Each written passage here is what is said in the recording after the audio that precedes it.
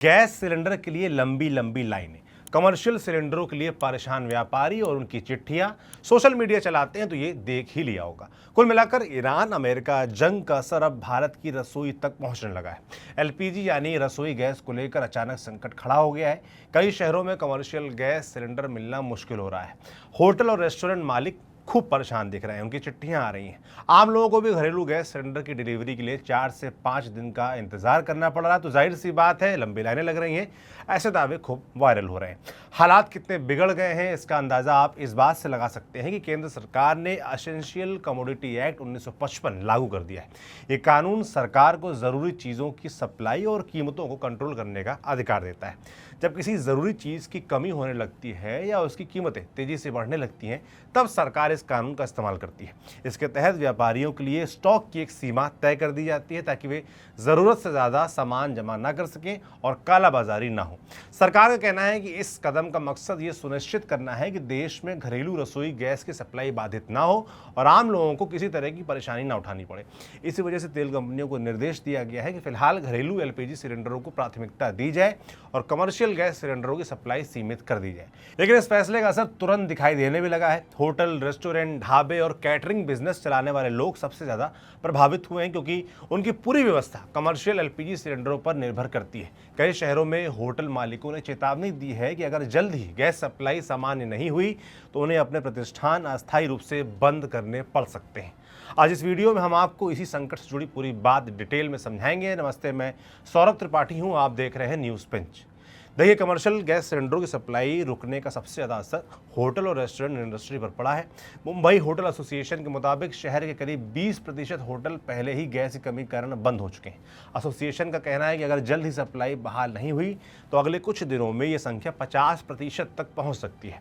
Hotel मालिकों का कहना है कि बिना गैस के खाना बनाना संभव नहीं है, इसलिए संचालन जारी रखना मुश्किल हो जाता है।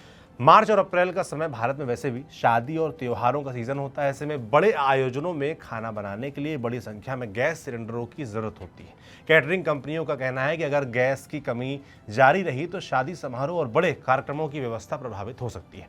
गैस संकट का असर देश के कई राज्यों में दिखाई दे रहा है। उत्तर प्रदेश, महाराष्ट्र, राजस्थान, मध्य प्रदेश, छत्तीसगढ़, पंजाब, कर्नाटका, आंध्र प्रदेश और तेलंगाना में कमर्शियल सिलेंडरों की सप्लाई पर रोक या कटौती खबरें सामने आई हैं। उत्तर प्रदेश में लखनऊ, कानपुर और वाराणसी जैसे शहरों में घरेलू सिलेंडरों की डिलीवरी में 4 से 5 दिन की देरी हो रही है, ऐसे दावे सामने आ रहे हैं। कई जगहों पर तो गैस एजेंसियों को बाहर लंबी कतारें देखने को मिल रही हैं।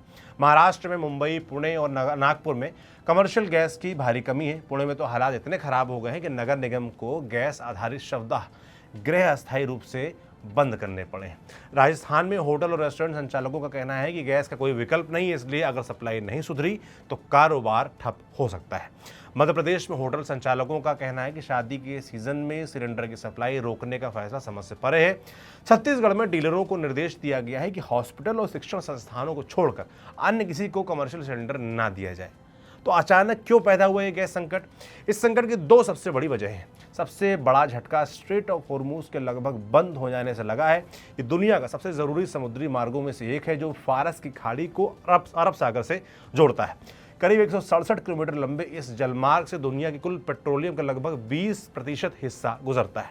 भारत के लिए ये रास्ता बेहद अहम है क्योंकि देश अपनी ऊर्जा ज़रूरतों का बड़ा हिस्सा इसी मार्ग से आयात करता है।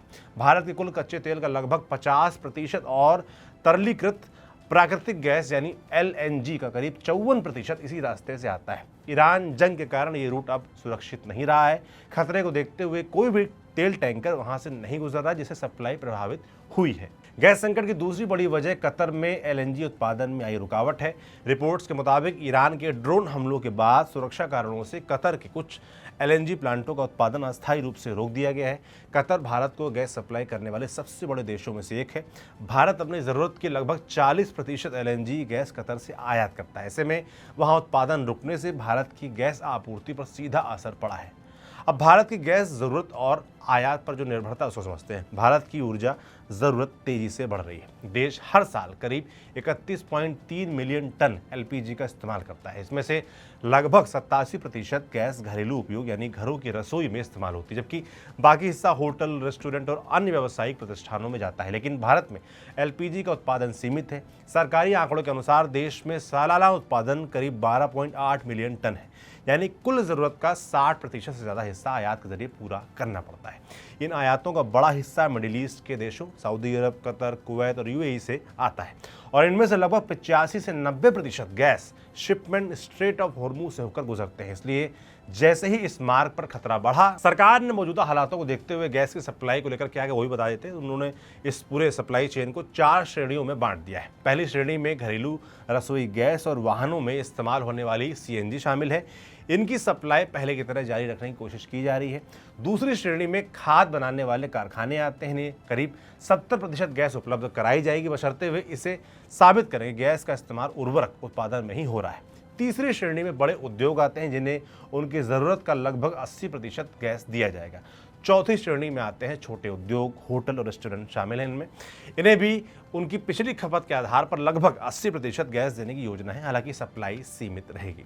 सरकार ने और क्या कदम उठाए वो भी आपको बता देते हैं। तो गैस संकट से निपटने के लिए मंत्रालय ने 3 सरकारी तेल कंपनियों के वरिष्ठ अधिकारियों की एक उच्च स्तरीय समिति बनाई है, जो गैस सप्लाई की स्थिति की लगातार समीक्षा करेगी।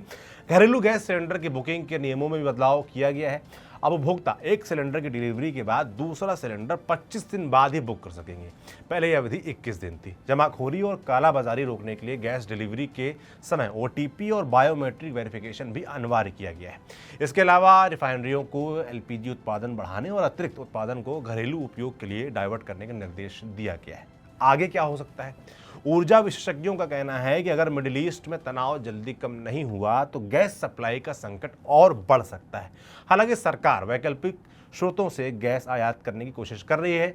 अमेरिका, ऑस्ट्रेलिया, कनाडा और नॉर्वे जैसे देशों से अतिरिक्त कार्गो मंगाने पर विचार किया जा रहा है। साथ ही G7 देशों के बीच भी आपातकालीन तेल भंडार से सप्लाई जारी करने पर चर्चा चल रही है, ताकि वैश्विक ऊर्जा संकट को कम किया जा सके।